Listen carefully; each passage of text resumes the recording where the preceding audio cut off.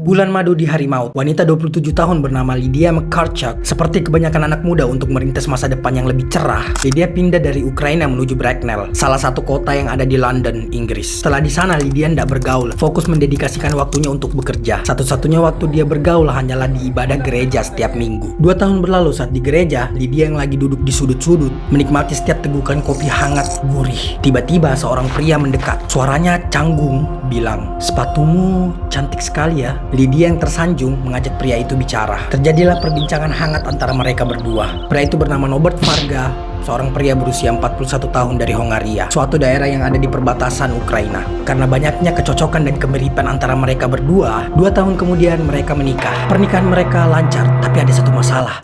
Keluarga Lydia nggak bisa hadir. September 2021, mereka terbang dari Bracknell menuju Ukraina. Jantung Lydia berdegup kencang. Dia senang sekali karena bisa mengenalkan suaminya dengan kakaknya yang bernama Miroslav. Tapi di sana mereka sibuk menghadiri banyak pertemuan keluarga. Ngebuat Norbert dan Miroslav nggak bisa akrab. Miroslav kemudian mengatur jadwal perkemahan supaya dia bisa lebih dekat mengenal pria yang menikahi adiknya. Hari perkemahan tiba saat itu, tanggal 15 September 2017. Rombongan mulai mengemas perlengkapan, lalu mengendarai mobil ke kaki Gunung Karpatian. Pegunungan yang sangat indah berjejer, pohon-pohon tumbuh subur. Di sana juga ada danau sebening kristal, salah satu tempat populer di kalangan pendaki sana. Mereka sampai di satu tempat ditandai dengan titik hitam bekas pembakaran api unggun pendaki sebelumnya. Orang-orang mulai mengumpulkan kayu bakar dan membangun tenda. Setelah api unggun nyala, suasana hangat penuh dengan candaan dan tawa. Lydia lega ngelihat kakaknya dan suaminya bisa akrab sebelum mereka kembali ke Bracknell. Tepat jam 9 malam Lydia menikmati hangatnya api unggun. Kemudian suara Norbert memecah tawa. "Aku mau ke tenda dulu ngambil kamera."